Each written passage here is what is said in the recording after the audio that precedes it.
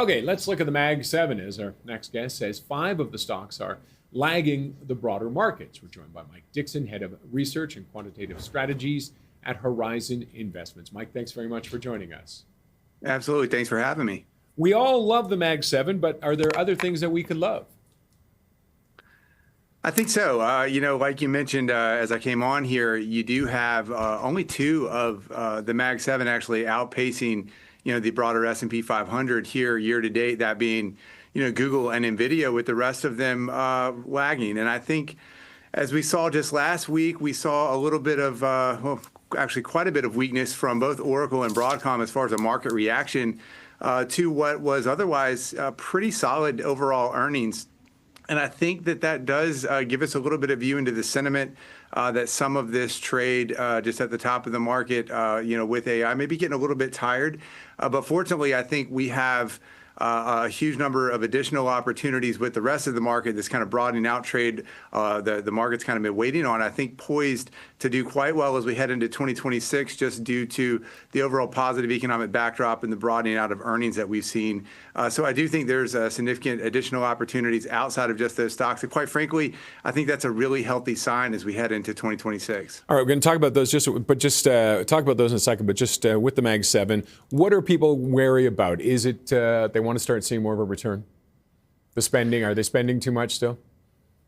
I think you have overall just some repositioning amongst some of that concentration. You have, you look at just a couple of names I mentioned, Broadcom and Oracle. They have been on just a significant run. This year, Broadcom was up nearly 70% or so year to date. Taking a bit of a hit last week after very strong earnings, and Oracle as well kind of peaked out, in the third quarter after a very strong run. And then we look at, just the broader, Mag 7, overall, you've kind of seen that this narrowness that we felt in the broad market overall has also kind of been felt amongst that Mag 7 as well. You see Google as just one of the recent darlings of that trade, with the performance of Gemini, as well as its, cloud business. So there's just a lot of rotation amongst that trade. And I think that the market and repositioning is really just looking for other opportunities, other places to place that capital. And where are you starting to look? Well, as we head into next year, there's a couple things that I think are quite interesting. One of those that is very adjacent to the AI theme is really that kind of AI infrastructure side of things. We've seen a lot of CapEx this year. You mentioned that just a few minutes ago, and we have seen investors give pause to some of that. But one of the best ways to make use of all of that CapEx is going to this energy build out, and the capital intensive side of things to get these data centers up and running and get that CapEx put to its greatest use. So a lot of the AI adjacent industrials, as well as on the energy side, some of the renewables to help carry some of that power demand in the near term, and then even amongst the utilities, a lot of that grid build out to fund a lot of that power that's going to be needed, and that's just within that kind of phase 2, phase 3 side of the AI trade.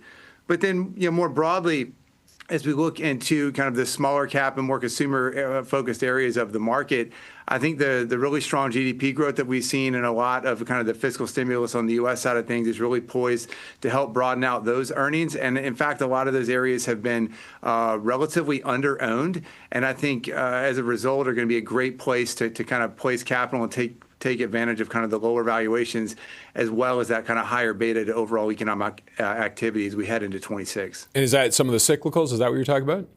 Yeah, absolutely. I think a lot of the traditional cyclicals, I'll throw out just a couple broad sectors. If you look at regional banks, that would be one that's going to be, really levered to that kind of positive, positive yield curve that we do have and the continued economic growth and expansion. Additionally, kind of the materials side of things would also be poised to benefit. And then, as I mentioned, just smaller mid caps overall, I think the last couple quarters of earnings seasons, we've seen significant beats on both the bottom line and top line there as it relates to those segments of the market. And those companies tend to be a lot more domestically focused. And given that they have not participated in a lot of the run-up that we've seen this year, I think now is a really good entry point for those smaller cap stocks to benefit in 2026 due to this economic growth and a lot of these fiscal policies that are going to be very domestically focused to help benefit that segment of the market as well. And also, I've heard it from a couple of different people. Now, small caps, a lot of people looking at small caps now. Yeah, absolutely. And, a lot of those reasons, stem from the fact if you just, pull up, broad performance for small cap stocks versus the broader market, they've really not participated as much. But yet you do have valuations in a very attractive place, and you have seen an inflection higher of earnings. Depending on the exact index, you do have, forward-looking earnings there kind of approaching double-digit growth for the small cap area of the market. And that's come after a really long period of time of not seeing much of that at all. And, as it relates to, interest rates, that's also important as well to talk about with small caps.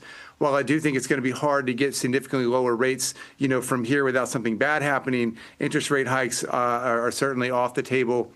And that kind of lower interest rate volatility environment and lower level overall is going to be quite conducive for smaller cap stocks as we head into 26. All right, we're going to have to wrap it up there. But Mike, thanks as always for joining us.